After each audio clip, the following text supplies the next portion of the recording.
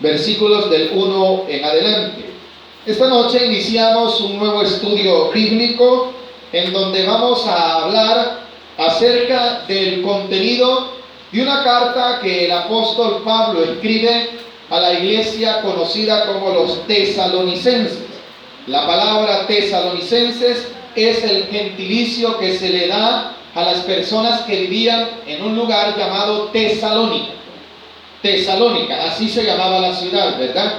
Y a los que vivían allí, a sus habitantes, les decían tesalonicenses. Como lo hemos repetido muchas veces, ¿verdad? Usted va a otro país, le dicen su gentilicio. En el caso de nosotros nos dicen salvadoreños, porque somos ¿de dónde? De El Salvador. Este es salvadoreño. Están diciendo que usted es un ciudadano de El Salvador. Cuando la escritura se le puso carta a los tesalonicenses es porque allí había una iglesia que se llamaba la iglesia situada en Tesalónica, ¿verdad? ¿Y de dónde viene ese nombre, hermano? Esa era una ciudad griega o situada en lo que se conoce en el antiguo imperio macedonio, como también una ciudad llamada, antes de Tesalónica se llamaba Temar. ¿Qué significa en sí? Temar se le llamaba porque allí había unas fuentes de agua tibia, y debido a esas aguas se le conocía como el nombre de la ciudad de las aguas tibias, ¿verdad? Pero no solo eso, ¿por qué después se conoció como Tesalónica? Porque en el tiempo en el cual uno de los generales de Alejandro Magno, conocido como Casandro, él llegó a esa ciudad y le puso el nombre de su esposa o de su mujer, y su mujer se llamaba Tesalónica. Por eso es que a la ciudad, después de que llega ese hombre llamado Casandro, que era uno de los 4 generales que gobernaban el imperio conocido como el imperio de Alejandro el Grande, el que conquistó toda Macedonia. Entonces a él se le concedió el estar a cargo de esas ciudades. Y vino él y le cambió nombre. Ya no se llamaba ciudad termal, sino que se llamaba Tesalónica, debido a que así se llamaba su mujer, ¿verdad? Ahora en este tiempo no existe como Tesalónica, está siempre en Grecia, 120 kilómetros de Atenas, y se llama Salónica nada más. Si usted la busca en un mapa aparece la ciudad. ¿Y dónde está situada? En ese mismo lugar. Quiere decir que allí era a donde Pablo llamó Tesalonicenses, ¿verdad? Luego de conocer esta historia, un poquito, hermano, nada más para tener un contexto geográfico de dónde estaba, qué significaba, de dónde venía ese nombre, allí se fundó la iglesia y sus fundadores fueron el apóstol Pablo, junto con sus compañeros o sus consiervos, Silas, que en este caso aparece como Silvano. Por eso es que en el capítulo 1, versículo 1, el apóstol toma en cuenta a sus consiervos. Qué bueno es que en la iglesia no debe de haber honores para nadie. En la iglesia nadie es más que nadie. Todos somos iguales ante el Señor Jesucristo. Y la muestra la da el apóstol Pablo. Hay que tener cuidado con aquellas sectas que se equivocan. Se les llama sectas porque idolatran a su líder. Esa es una de las características. El único líder de nosotros es nuestro Señor Jesucristo. ¿Y qué somos nosotros? Somos siervos suyos. ¿Y qué es usted? Igual. El pastor no es más, y si viniese otra persona no es más. Nunca idolatre a los pastores, por muy grandes que sean, por muy humildes que sean, por mucho conocimiento que tengan, no se merecen ellos la gloria. La gloria es para el Señor Jesucristo. Por eso es que nos muestra el versículo 1 cómo el apóstol Pablo tomó en cuenta. Se cree que los tomó en cuenta por 2 cosas también, porque se conoce que la carta también se le da como coautoría a estos 2 hombres. ¿Y quiénes eran? Siervos que en otras cartas el apóstol Pablo los ha nombrado. Uno de los que más nombraba el apóstol, y lo hemos visto durante todo el estudio de las cartas, es a Timoteo. Timoteo sale en la mayoría de las cartas que el apóstol Pablo escribe, a excepción de 2 cartas, si no me equivoco. Una es Romanos, si no me equivoco, Corintios. Son las únicas cartas, no estoy muy seguro si es Corintio, en donde en Romanos sí estoy seguro, no aparece el nombre de Timoteo. Mas sin embargo en la de Efesios, no es en Corintios, es en Gálatas, ya me acordé. En esas dos cartas no aparece el nombre de Timoteo, pero en las demás el apóstol Pablo lo tomó en cuenta.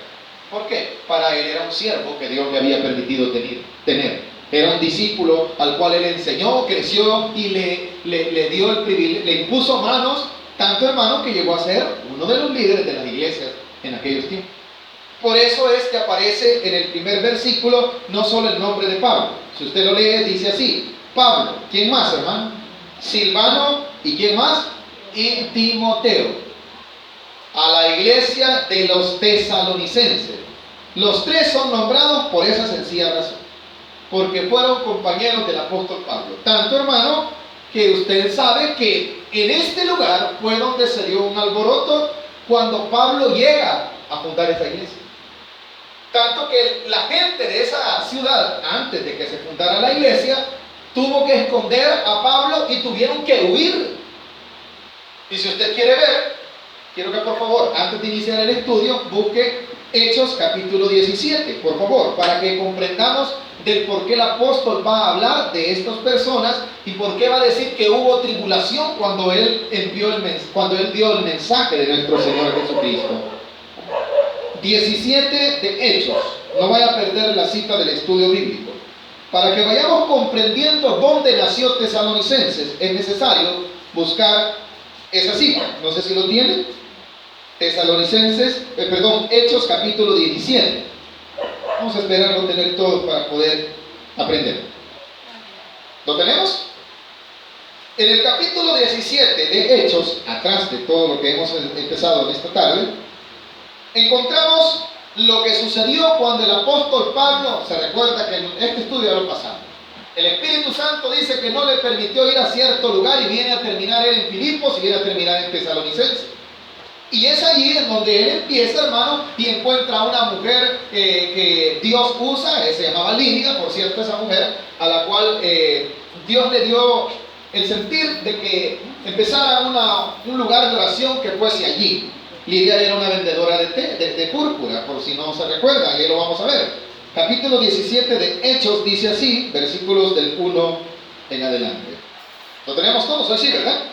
Bueno, leamos, dice así: pasados por Anfípolis y Apolonia, llegaron a ¿dónde dice? A Tesalónica, donde había una sinagoga de los judíos.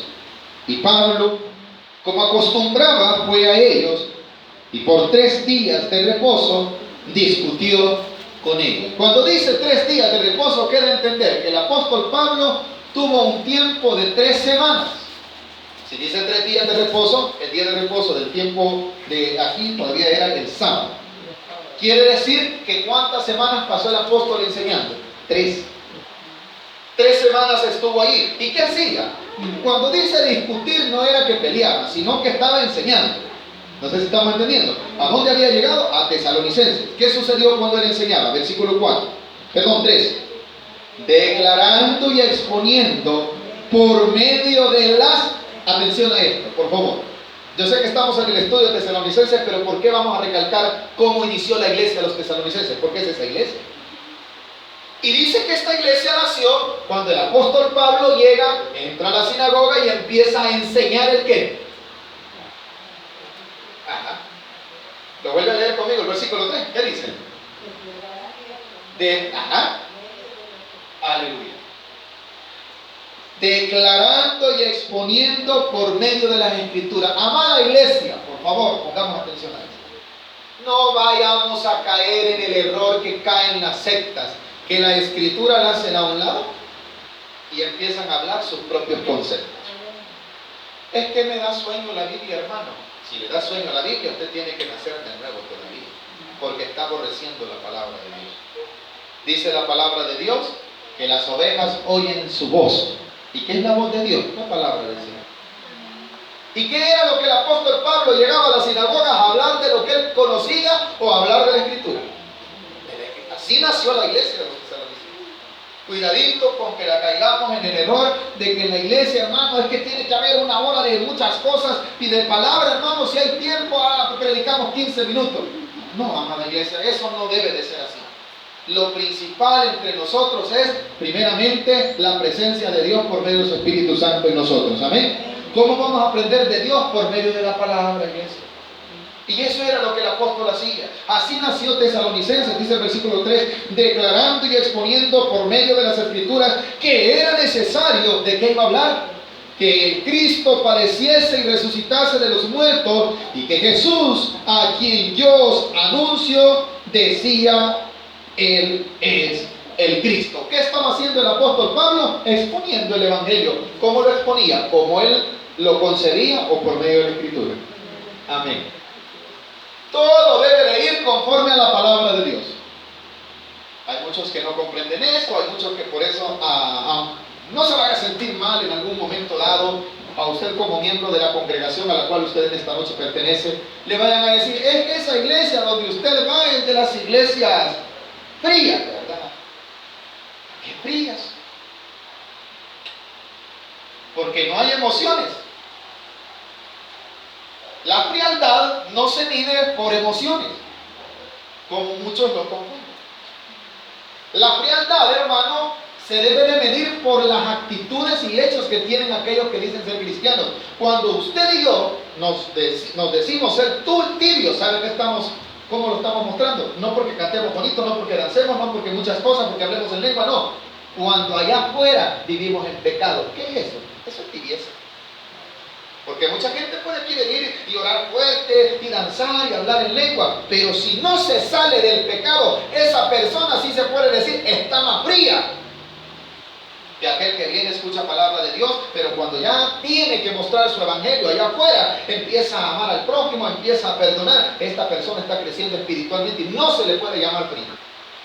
Solo porque aquí no danza, solo porque aquí no habla en lengua, solo porque aquí no se hacen cosas. Amados hermanos, no nos confundamos. El apóstol Pablo llegó a la sinagoga a cantar, ¿o a qué dice? A exponer el qué? A exponer, correcto. Por medio de la escritura, el evangelio de Jesucristo. Así nació esta iglesia. Lo estamos viendo, ¿verdad? Este es el inicio. Es necesario verlo. Cuando dice el 3, al final, que Él resucitase de los muertos y que Jesús, a quien yo os anuncio, decía, Él es el Cristo. Pero ¿cómo lo demostraba? Por medio de la palabra. Continúe, versículo 4. Y algunos de ellos, ¿qué pasó? Cuando usted y yo predicamos la palabra de Dios, sucede lo que el mismo apóstol escribe. La fe viene por el oír el qué. Amén. La fe no viene por el oír chambres. La fe no viene por ver novelas.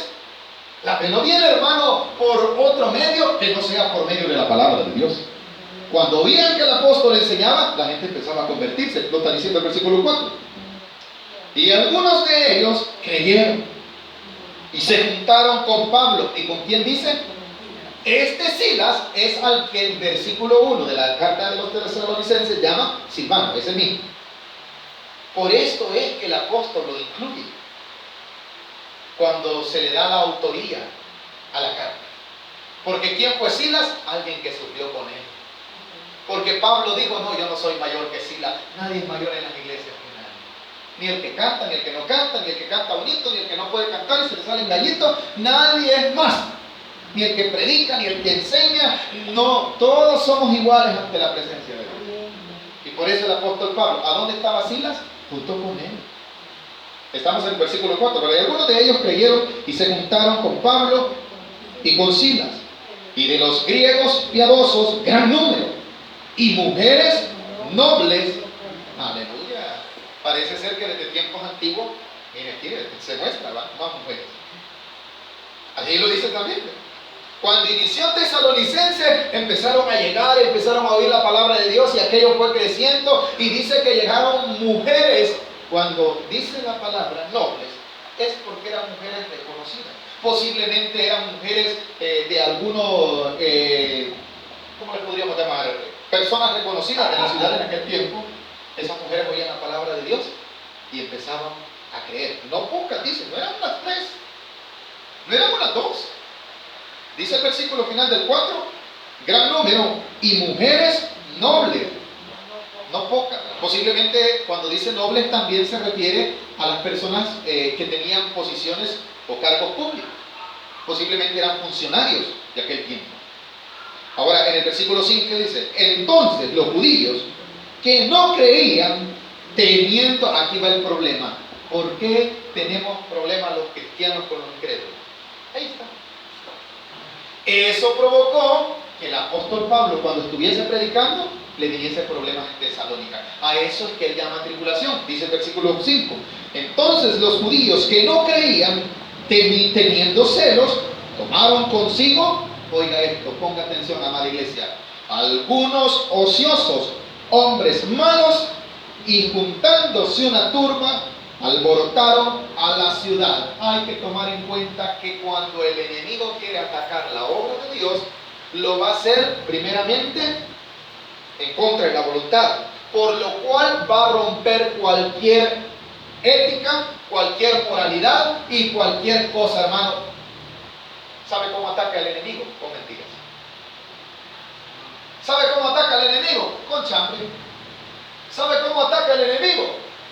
Por medio de falsos testimonios, por medio de difamación. Le van a decir, mire, ese pastor es un gran ladrón, se roba los diezmos, se roba. Le van a decir, usted esa iglesia, y esas son las difamaciones que sufre el evangelio desde tiempos antiquísimos, cuando nació la iglesia. ¿A quiénes fueron los que aquellos hombres que no creían en el Señor Jesucristo contrataron para agitar a la iglesia, para destruirla? Ponga atención, en el versículo 5. Entonces los judíos, ¿cuáles judíos? ¿Quiénes son los que van a inventar chambres en contra de la iglesia? Los incrédulos. ¿Y qué van a decir? Que usted es un gran haragán, un holgazán que no tiene que hacer y por eso está aquí, debería de estar haciendo otra cosa, debería estar descansando, debería cualquier otra cosa. ¿Y qué hacen, hermano? Versículo 5. Entonces los judíos que no creían, teniendo celos, tomaron consigo, quiere decir contrataron, tomaron para sí, dice, ¿verdad? Tomaron consigo a algunos, ¿cómo dice? La palabra ocioso, ¿alguien lo entiende? Aquí sin necesidad de ir a un diccionario. ¿Qué es ocioso, iglesia? Es un haragán. Es alguien que no tiene nada que hacer, ¿verdad? Alguien que está sentadote todo el día, ¿verdad? Ese es un ocioso, ¿no? A ellos los agarraron, ¿para qué? Para que fueran a oír palabras de Dios. A los vagos, en pocas palabras, a los vagos, hermano. Aquí dice ocioso. Alguien ocioso es que no alguien que no hace nada, ¿verdad? Usted lo manda al molino, ni a eso quiere ir. Usted lo manda a traer las tortillas, no quiere ir. Usted lo manda a cualquier, ay, que no, que ese es un ocioso. Pero estos ociosos, como aparte de ser haraganes, eran incrédulos, vean lo que hicieron con ellos. En el versículo 5, entonces los judíos tomaron consigo a algunos ociosos, hombres, como dice, la segunda característica de estos haraganes, ¿cuál era, hermano? Eran vagos. No solo eran ociosos, no solo eran haraganes, eran malvados. Y a ellos les dije, es como que aquí, hermano, le digan a algunos, mira, hagan tirarle piedras a la iglesia. Y eso existe en este tiempo. ¿Y usted cree que le van a decir a gente honrada? ¿Usted cree que le van a decir a gente ocupada? ¿A quién cree que le van a decir? A los vagos.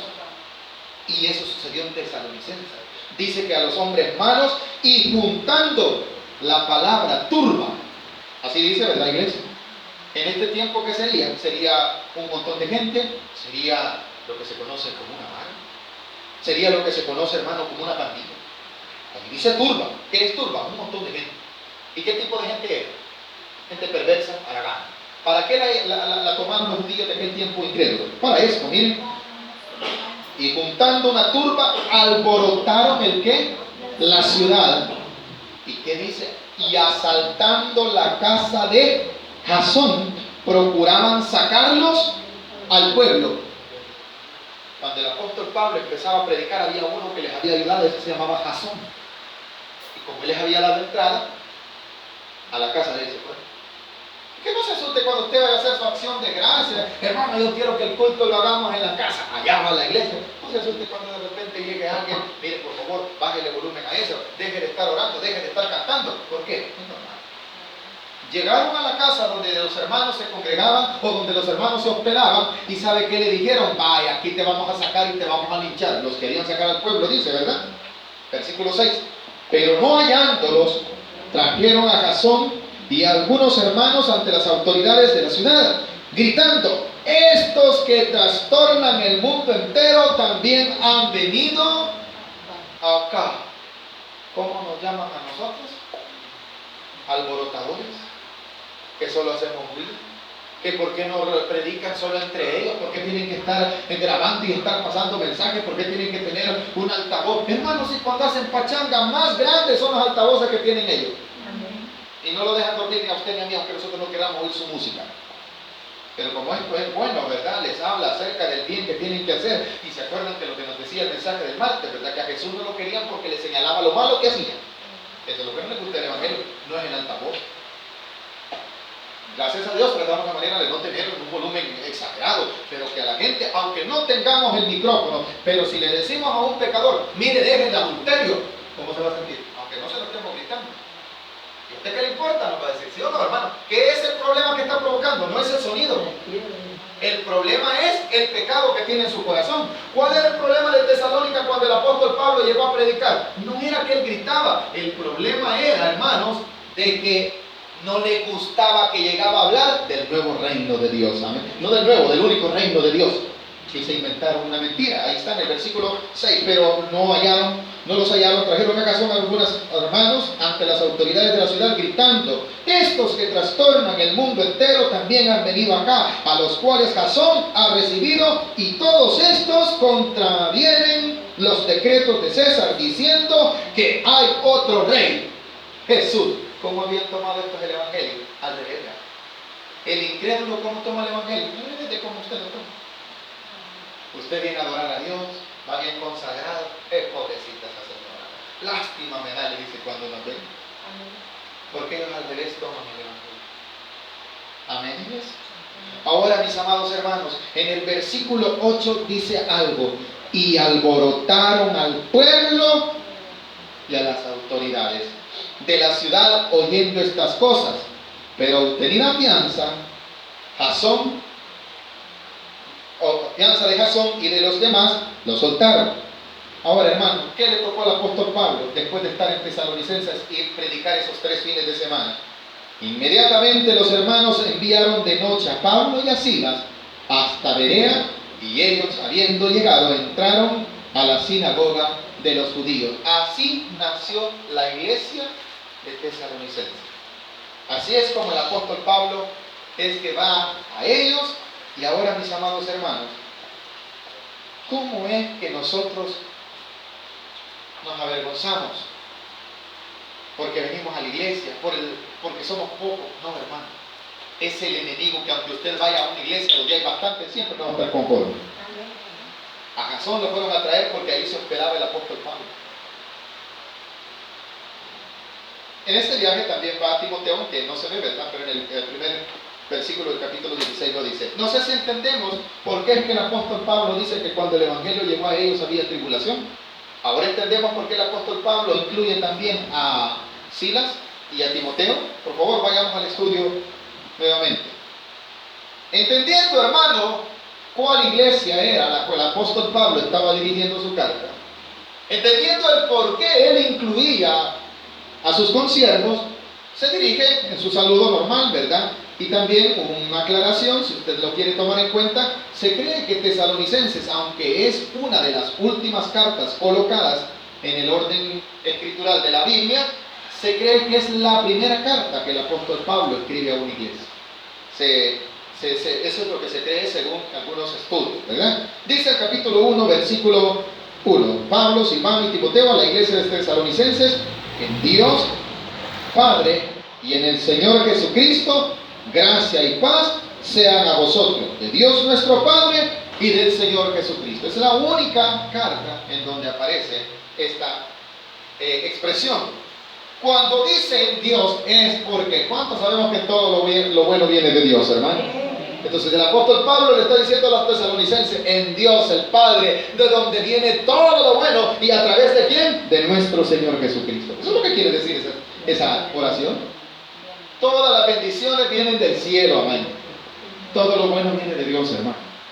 Dice el versículo 1, la segunda parte: en Dios Padre y en el Señor Jesucristo, gracia y paz a vosotros, de Dios nuestro Padre y del Señor Jesucristo. 2. Vea cómo inicia: damos siempre gracias a Dios por todos vosotros, haciendo memoria de vosotros en nuestras oraciones. Parece ser que al apóstol Pablo se le venía a la memoria en sus oraciones cómo eran los hermanos de la iglesia de Tesalónica. Y el apóstol Pablo va a resaltar un poco cómo es que ellos recibieron el Evangelio. Cuán bueno es tener testimonio de hermanos, cómo nos han consolado, cómo han sido de bendición. Hay hechos que suceden en las iglesias que los guardamos como un recuerdo, como por ejemplo los bautizos de nuestras hermanas, ¿verdad? Nos recordamos el momento, cómo fue, o nos recordamos cuando la primera vez que un hermano vino a la iglesia y aceptó a Cristo, o cuando evangelizamos, ¿verdad? Y tocamos la puerta. ¿Cuántos se acuerdan a cuántos han invitado? Y qué bonito es que le digan, sí, estén aquí. Es bonito. ¿Cuántos se acuerdan de la primera vez que dijeron, Señor, yo te acepto como el Señor Jesucristo? Sepa que el que lo ganó a Cristo, quizás no se le olvidó. Y para él es un recuerdo. Me acuerdo de esta hermana, cómo nació en Cristo Jesús. Eso le venía al apóstol Pablo. Me acuerdo de los tesalonicenses, dice, que en medio de tribulaciones aceptaron al Señor Jesús. Continúe, versículo 2. Damos siempre gracias a Dios por todos vosotros, haciendo memoria de vosotros en nuestras oraciones. ¿Y de qué se acordaban? El versículo 3. Acordándonos sin cesar delante de Dios el Padre y del Padre nuestro, de la obra de vuestra fe. ¿Qué le venía al apóstol Pablo en el recuerdo, hermano? Cómo habían ellos creído. La obra de vuestra fe es como ellos también, después de haber creído, hermano, fueron nuevas criaturas. Continúe conmigo, versículo 3. Acordándonos sin cesar delante de Dios y Padre nuestro de la obra de vuestra fe, pero no solamente de eso, y del trabajo de vuestro amor y de vuestra constancia en la esperanza en nuestro Señor Jesucristo. Ahí el apóstol Pablo va a hablar de tres cosas que representan tres tiempos. La carta a los tesalonicenses habla de estas tres. La primera es afirmar la fe que los tesalonicenses y la iglesia deben de tener, los elementos esenciales del Evangelio. Los debe de conocer. Usted debe de conocer en quién ha creído. Esa es su fe. ¿Qué es lo que usted cree en el Señor Jesucristo? Pero también habla de un presente. El presente es el amor. Porque dice la obra, así lo dice, ¿verdad? En el versículo 3 estamos. De vuestro amor, y Padre nuestro, la obra de vuestra fe y del trabajo de vuestro amor. El trabajo de vuestro amor, ¿sabe cuál era, hermano? El testimonio que tenían los hermanos. ¿Pero de dónde nacían? Del amor que Cristo había puesto en ellos. Pero hay otra cosa que la carta va a tratar, y es la última, en el versículo 3. ¿Cuál dice? Y de vuestra constancia en la esperanza de nuestro... ¿Tenemos un futuro los cristianos? Sí. La esperanza en Cristo Jesús. La carta va a hablar de esas cosas. Va a hablar, hermanos, de cómo creyeron en el Evangelio y de lo que debe de creer la iglesia. Esos elementos fundamentales de las doctrinas que nosotros debemos de creer sin que nadie nos venga a decir, mire, usted no es salvo, usted no va a ir al cielo, usted no sé qué. No, usted debe de saber en quién ha creído. Jesús vino a morir por nuestros pecados. Amén, iglesia. Y resucitó al tercer día. Esos son elementos fundamentales dentro del Evangelio. Y también vendrá por nosotros. Amén. Ahora, mientras no viene, hay un presente. Ese presente es que el amor de Jesucristo va a producir en nosotros ¿en qué? Una nueva criatura. Esa nueva criatura, hermanos, se va a reflejar ¿cómo? ¿Por lo que nosotros decimos? No, sino por lo que nosotros hacemos. El Evangelio no se debe de enseñar solamente con los labios. Solamente se va a hablar por lo que nosotros conocemos. El Evangelio se debe demostrar. ¿Y cómo, hermano? En nuestra forma de vivir. Ese es el trabajo del amor que el apóstol Pablo está hablando. ¿Por qué? Porque nosotros hemos creído que cuando venimos a Cristo éramos grandes pecadores, Él nos perdonó. Esa es nuestra fe ya. Ese es nuestro lo que hemos creído. Y debido a su perdón, ahora nosotros ¿el qué? Vivimos la nueva vida en Cristo. Y la nueva vida en Cristo, amada iglesia, es el disfrutar de lo que Dios ya hizo en nosotros, de disfrutar el perdón. Y entonces eso nos va a motivar a mortificar cualquier pecado, a ya no estar en el mundo. Ya no vamos a desear, hermano, estar reventando cohetes con los inconversos, estar comiendo pan con pollo. ¿Por qué razón? Porque el amor de Jesús está brotando en nuestros corazones. Y eso va a producir que la gente vea, yo veo que este ya no chambrea, yo veo que este ya no se enoja, yo veo que este ya ha empezado ¿el qué? A vivir una vida diferente. Ese es es el trabajo, que mientras Cristo viene, a la iglesia le toca representarlo. Y eso decía el apóstol Pablo, que se acordaba. ¿Y por qué son así? Hay algo que les estimula así, que Cristo viene por nosotros, ¿amén? La iglesia debe de estar a la expectativa de que en cualquier momento aparecerá nuestro Salvador. La iglesia no solo debe de estar pensando, hermano, que va a ser bendecida, que ojalá que el Señor me sane. Hermano, esté más a la expectativa. Señor, si mañana tienes, yo me voy con Él. Yo me voy contigo. Señor Jesús, si este es mi último día, si ahora muero, yo quiero ir contigo. Esta carta habla de eso, de los muertos en Cristo. Pero eso solo lo conocen los verdaderos cristianos. Los cristianos que todavía tenemos la mirada en el mundo, ¿saben qué estamos pensando? ¿Y cómo voy a pagar esto? ¿Y cómo voy a ir allá? ¿Y cómo voy a hacer con aquello? Pero los cristianos que estamos esperando en el Señor, si mañana amanezco, Dios, ayúdeme. Pero no me voy a quitar el sueño. Y voy a vivir como que si Cristo va a venir ya. Ya no voy a estar peleando con el vecino, no voy a estar peleando con mis familiares. ¿Por qué razón? Porque ahora ha cambiado mi vida el Señor Jesús. Me ha estimulado a creer en Él. Me ha estimulado a ser diferente. Me invitan al pecado, ya yo lo mortifico. ¿Por qué? Porque ahora tengo una mejor razón para ya no ir al pecado. Es Cristo Jesús. Es que Cristo Jesús puede venir. Y si me haga allí, mejor no, ¿verdad? Eso se acordaba el apóstol Pablo de los tesalonicenses. Y si usted lo quiere ver en el versículo 10, lo aclara. El versículo 10 es similar al versículo 3. Avanza, por favor, al versículo 10. 9 y 10 dice así: porque ellos mismos cuentan de nosotros la manera en que nos recibisteis. ¿Y qué dice el final del versículo 9? Y cómo os convertisteis, ¿de qué? De los ídolos a Dios para servir al Dios vivo. Hay un testimonio. La gente hablaba de los tesalonicenses que habían dejado la idolatría y que ahora servían ¿a quién? Al Dios vivo. Entonces nosotros los cristianos debe de haber ese testimonio. Ya cambió. Ese es el testimonio, esa es la obra. Es lo que estaba diciendo el versículo 3. Avancemos, capítulo 1, versículo 4. Porque conocemos, hermanos amados de Dios, vuestra elección. Amado hermano, ¿cuántos escogidos de Dios habemos aquí? Si usted y yo somos escogidos de Dios, le tengo una noticia.